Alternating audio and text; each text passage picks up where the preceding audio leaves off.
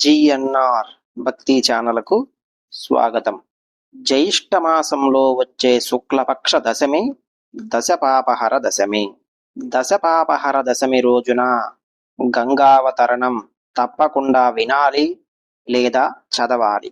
సాధారణంగా వాల్మీకి మహర్షి దేనికి ఫలశ్రుతిని చెప్పలేదు, కానీ ఈ గంగావతరణ విన్నవారికి ఆయన ఫలశ్రుతి చెప్పారు. తెలిసి కాని తెలియక కాని ఎన్ని పాపములు చేసిన వారైనా సరే నమ్మి గంగావతరణం కథ విని చేతులెత్తి నమస్కరించి పరమేశ్వరుడు అలా నిలబడిన ఆ గంగాధరుడి పాదములను దర్శించి ఆ తెల్లటి పాదములకు ఎవరు నమస్కరిస్తున్నారో, ఎవరు పరమ పూజ్య భావంతో విశ్వాసంతో గంగావతరణమును వింటున్నారో అటువంటి వారి సమస్తమైన కోరికలు తీరుతాయి. వారు ఇంతకు పూర్వం ఎన్ని పాపములు చేసిన వారైనా బాధలు పొందకుండా సుఖములను పొందుతారు. వారి ఆయుర్దాయం చక్కగా వృద్ధిలోకి వచ్చి వారు దీర్ఘాయుష్మంతులు అవుతారు, చిరంజీవులు అవుతారు, అపమృత్యు దోషం ఉండదు, చక్కటి కీర్తి పొందుతారు. శ్రీ మహాగణాధిపతయే నమః. శ్రీ గురుభ్యో నమః. శివాయ గురవే నమః. నమః శివాయై నారాయణ్యై దశహరాయై గంగాయై నమో నమః. గంగావతరణం. గంగాదేవి భూమి మీదకు ఆవిర్భవించిన రోజు దశపాపహర దశమి. శివ సంబంధమైన విషయములలో చాలా పరమ పవిత్రమైన ఘట్టంగా మనం భావించేది గంగావతరణం. దానితో సమానమైన ఘట్టం మరొకటి లేదు. ఈశ్వర కారుణ్యమునకు హద్దు లేదని చూపించే వాటిలో గంగావతరణం ఒకటి. రామాయణంలో రాముడు గంగావతరణం గురించి గంగకి త్రిపదగా అన్న నామం ఎలా వచ్చిందో చెప్పమన్నాడు. అప్పుడు విశ్వామిత్రుడు ఇలా చెప్పసాగాడు. పూర్వకాలంలో హిమవంతుడు అనే పర్వతరాజు, ఆయన భార్య మేనక ఉండేవాళ్ళు.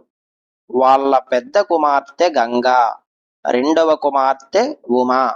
స్వేచ్ఛగా ప్రవహించగలిగే గుణమున్న గంగని స్వర్గలోకానికి పంపిస్తే ఆ నదీ జలాలని ఉపయోగించుకొని మేము తరిస్తాము అని దేవతలు హిమవంతుడిని అడగగా, దేవకార్యము కనుక హిమవంతుడు సరే అన్నాడు. అలా దేవనదిగా గంగ స్వర్గంలో ప్రవహించేది.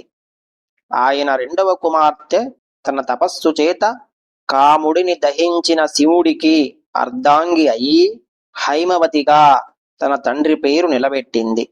పరమ పావని అయిన గంగ ఒకనాడు భూలోకానికి తేబడి పాతాళానికి చేరింది. 3 లోకములలో ప్రవహించినది కనుక గంగని త్రిపదగా అని పిలుస్తారు అని విశ్వామిత్రుడు చెప్పాడు. మీరు విషయాలని మనస్సుకు అతుక్కునేటట్లు చెప్పగలరు. కావున నదులన్నింటిలోకి పరమ పవిత్రమైనది, మనుష్యుల పాపములను హరించగలిగినది అయిన గంగని గూర్చి మాకు ఇంకా విస్తారంగా చెప్పవలసిందిగా రాముడు విశ్వామిత్రుడిని ప్రార్థించాడు. గంగ అసలు భూమి మీదకి ఎందుకు వచ్చిందో చెప్తాను అని విశ్వామిత్రుడు ఇలా చెప్పాడు. పూర్వం అయోధ్యానగరాన్ని మీ వంశానికి చెందిన సగరుడు పరిపాలించేవాడు. ఆయనకి కేసిని, సుమతి అని 2 భార్యలు. సుమతి గరుత్మంతుడి సోదరి. తనకి కుమారులు కలగడం కోసం తన 2 పత్నులతో కలిసి హిమాలయాలలో ఉన్న భృగుశ్రవణాన్ని చేరుకొని 100 సంవత్సరాలు తపస్సు చేశాడు సగరుడు. ఆ భృగుశ్రవణంలో ఉన్న భృగు మహర్షి సంతోషించి, నీకున్న 2 భార్యలలో ఒక భార్యకి వంశోద్ధారకుడైన కొడుకు పుడతాడు, రెండవ భార్యకి 60,000 మంది మహా ఉత్సాహవంతులైన కొడుకులు పుడతారు అని వరమిచ్చాడు. ఇది విన్న కేసిని, సుమతి తమలో ఎవరికి ఎంతమంది పుడతారు అని భృగు మహర్షిని అడుగగా, ఆయన మీలో ఎవరికి ఎవరు కావాలో మీరే తేల్చుకోండి అని అన్నారు. పెద్ద భార్య అయిన కేసిని తనకి వంశోద్ధారకుడైన ఒక కుమారుడు కావాలి అని అడిగింది. రెండవ భార్య నాకు మహోత్సాహము కలిగిన 60,000 మంది కుమారులు కావాలి అని అడిగింది. ఆయన సరే అన్నాడు. కొంతకాలానికి పెద్ద భార్యకి అసమంజసుడు అనేవాడు పుట్టాడు. రెండవ భార్యకి ఒక సొరకాయ పుట్టింది. ఆ సొరకాయ కింద పడి పగిలి అందులోంచి 60,000 మంది చిన్న చిన్న వాళ్ళు వచ్చారు. వాళ్ళని నేతి కుండలలో పెట్టి పెంచారు. వాళ్ళందరినీ కలిపి సగరులు అన్నారు. పెద్ద భార్య కొడుకైన అసమంజసుడు రోజూ రాజ్యంలోని కొంతమంది పిల్లలని సరయూ నదిలోకి తీసుకెళ్లి నీళ్లల్లో వదిలి వాళ్ళ మరణానికి కారణం అయ్యేవాడు. కొంతకాలానికి రాజుకి ఈ విషయం తెలిసింది. తప్పు చేసినవాడు కొడుకైనా సరే అతని వల్ల ప్రజలకి కీడు జరుగుతుంది కనుక శిక్షించాలి అని అనుకున్నాడు రాజు. ఆ అసమంజసుడిని రాజ్యం నుంచి బహిష్కరించాడు. ఆ అసమంజసుడి కొడుకైన అంశుమంతుడిని తన దగ్గరే ఉంచుకున్నాడు ఆ సగర చక్రవర్తి. అలా కొంతకాలానికి ఆ సగరుడు అశ్వమేధ యాగాన్ని ప్రారంభించి గుర్రాన్ని వదిలాడు. ఆ గుర్రాన్ని ఇంద్రుడు అపహరించాడు. ఆ గుర్రం వెనకాల వెళుతున్న అంశుమంతుడు ఈ విషయాన్ని సగరుడికి చెప్పాడు. అలా అశ్వం అపహరించబడితే దారుణమైన ఫలితాలు వస్తాయని ఆ యాగం నిర్వహిస్తున్న పండితులు చెప్పారు. అప్పుడు ఆ సగరుడు తన 60,000 మంది కొడుకులను పిలిచి, ఈ భూమి 60,000 యోజనాలు ఉంటుంది కనుక మీరందరూ ఒక్కొక్క యోజనాన్ని తవ్వండి, భూమి మొత్తాన్ని వెతకండి అని చెప్పి పంపాడు. వజ్రాల్లాంటి తమ గోళ్లతో ఆ సగరులు భూమినంతా తవ్వడం ప్రారంభించారు. ఇది గమనించిన దేవతలు బ్రహ్మదేవుడి దగ్గరకు వెళ్ళి, బ్రహ్మదేవ, సగరులు భూమిని తవ్వుతుంటే ప్రాణులన్నీ చనిపోతున్నాయి, ఏమి చెయ్యమంటారు అని అడిగారు. అప్పుడు బ్రహ్మదేవుడు, మీరెవరూ కంగారు పడకండి, ఈ భూమంతా శ్రీ మహావిష్ణువుది కనుక ఆయనే ఈ భూమిని రక్షించుకుంటాడు. ప్రస్తుతం ఆయన పాతాళలోకంలో కపిల మహర్షిగా తపస్సు చేసుకుంటున్నారు అని చెప్పాడు బ్రహ్మదేవుడు. ఆ సగరులకి ఎంత తవ్వినా అశ్వం కనబడకపోయేసరికి వాళ్ళు సగరుడి దగ్గరకు వెళ్ళి జరిగినది చెప్పారు. నాకు గుర్రం తప్పకుండా కావాలి, మీరు పాతాళం దాకా తవ్వేయండి అని చెప్పి వాళ్లను పంపాడు రాజు. ఆ సగరులు పాతాళం దాకా తవ్వడం ప్రారంభించారు.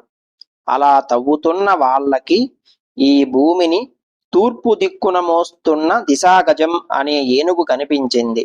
ఆ ఏనుగుకి ప్రదక్షిణం చేసి ముందుకు వెళ్ళగా వాళ్ళకి మహాపద్మం అనే ఏనుగు భూమిని దక్షిణ దిక్కున మోస్తూ కనిపించింది.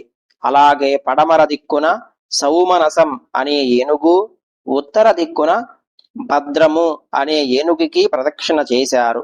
4 దిక్కులలో గుర్రం ఎక్కడా కనపడలేదు.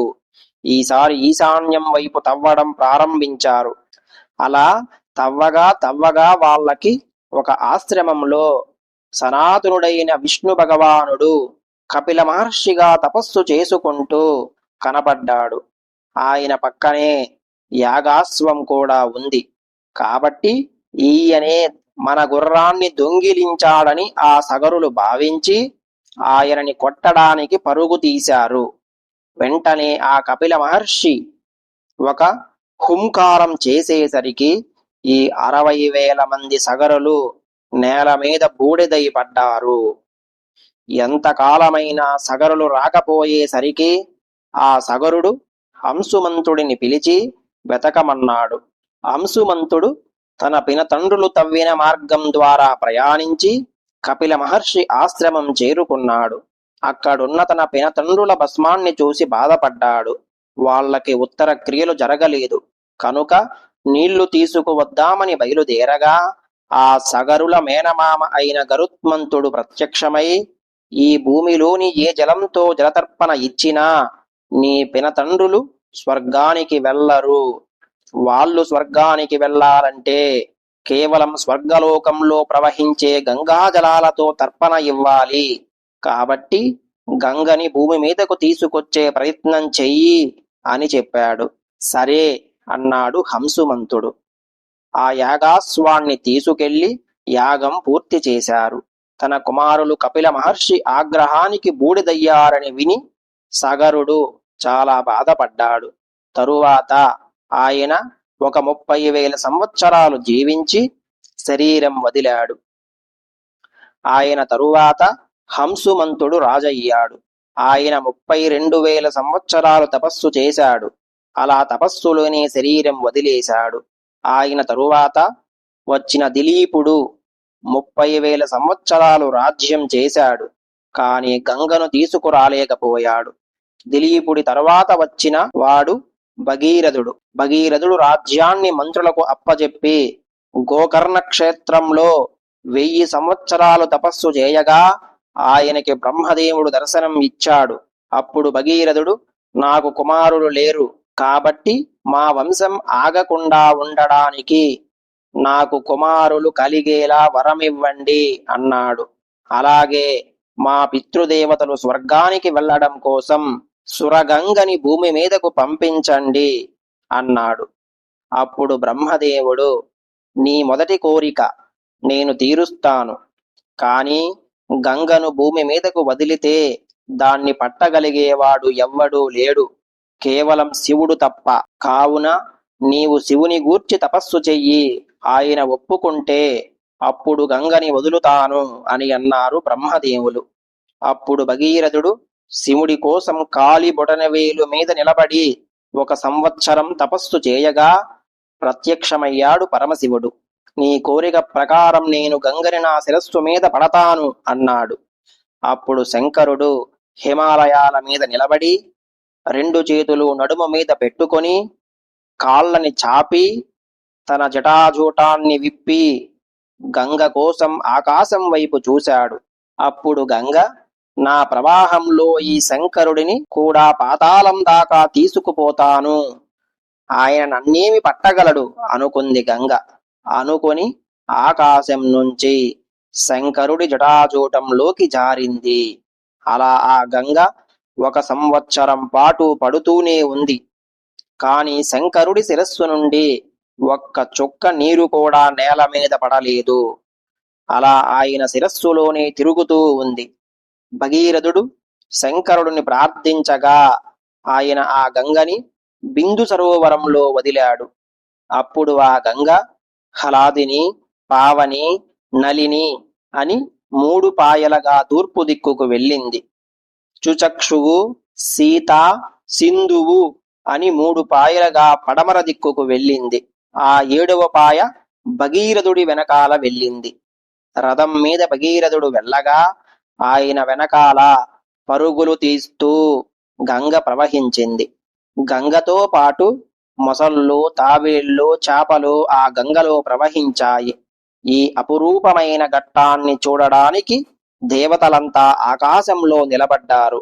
పాపాలు చేసిన వాళ్ళు ఆ గంగలో మునిగి తమ పాపాలు పోగొట్టుకున్నారు. కొందరు శంకరుడి పాదాల దగ్గర ప్రవహిస్తున్న గంగ నీళ్లు తల మీద చల్లుకొని తమ పాపాలను పోగొట్టుకున్నారు. అలా వెళుతున్న గంగ అక్కడే యాగం చేసుకుంటున్న జిహ్ను మహర్షి ఆశ్రమాన్ని ముంచేసింది. ఆగ్రహించిన జిహ్ను మహర్షి గంగనంతా మింగేశారు. భగీరథుడు వెనక్కి తిరిగి చూసేసరికి వెనకాల గంగ లేదు. వెంటనే భగీరథుడు జిహ్ను మహర్షి కాళ్ల మీద పడి ప్రాధేయపడగా ఆయన గంగని తన చెవులలో నుంచి విడిచిపెట్టాడు. జిహ్ను మహర్షి చెవుల నుంచి వచ్చింది కనుక గంగని జాహ్నవి అని పిలిచారు. అలా భగీరథుడి వెనకాలే ప్రయాణించి పాతాళలోకంలో ఉన్న ఆయన పితృదేవతల భస్మాల మీద నుంచి ప్రవహించింది. గంగ యొక్క ప్రవాహం తగలగానే ఆ సగరులు 60,000 మంది స్వర్గానికి వెళ్ళారు. వెంటనే బ్రహ్మ అంతటి ఆయన పిలవకుండా అక్కడికి పరిగెత్తుకుంటూ వచ్చి భగీరథుడిని కౌగిలించుకొని, భగీరథా, ఇంక లోకంలో ఎప్పుడైనా ఎవరైనా ఎక్కడైనా ఇంత గొప్ప ప్రయత్నం చేయవలసి వస్తే దానిని భగీరథ ప్రయత్నం అనే పేరు వస్తుంది.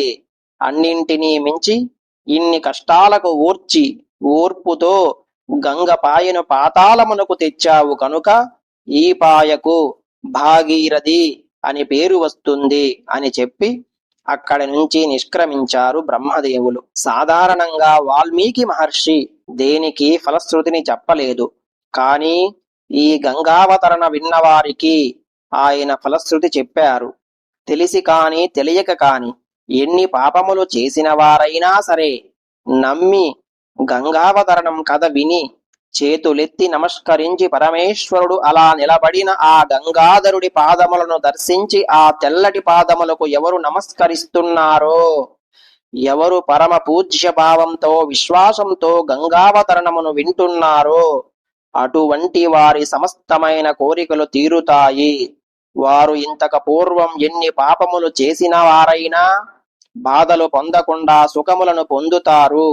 వారి ఆయుర్దాయం చక్కగా వృద్ధిలోకి వచ్చి వారు దీర్ఘాయుష్మంతులు అవుతారు, చిరంజీవులు అవుతారు, అపమృత్యు దోషం ఉండదు, చక్కటి కీర్తి పొందుతారు. అనగా ఈ గంగావతరణం చదవడం లేదా వినడం చేత మనస్సు మారి భగవంతుడి వైపు మనస్సు ప్రచోదనమై సత్కర్మానుష్ఠానం కలిగి వేరొకసారి నేను పాపము చేయరాదన్న సద్బుద్ధి కలిగినవాడు పుణ్యాత్ముడై లోకం చేత కీర్తింపబడవలసిన వాడిగా మారుతున్నాడు.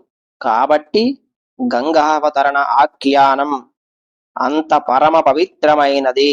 స్వర్గంలో ప్రవహించేటప్పుడు గంగని మందాకిని అని, భూమి మీద భాగీరథి అని, పాతాళలోకంలో భోగవతి అని పిలుస్తారు అని విశ్వామిత్రుడు శ్రీరామచంద్రమూర్తికి గంగావతరణం కథ గురించి చెప్పారు. దశపాపహర దశమి రోజున తప్పకుండా ఈ గంగావతరణాన్ని విని చదివి సమస్తమైన పాపముల నుండి విముక్తి పొంది గంగాదేవి అనుగ్రహమునకు పాత్రులమవుదాం.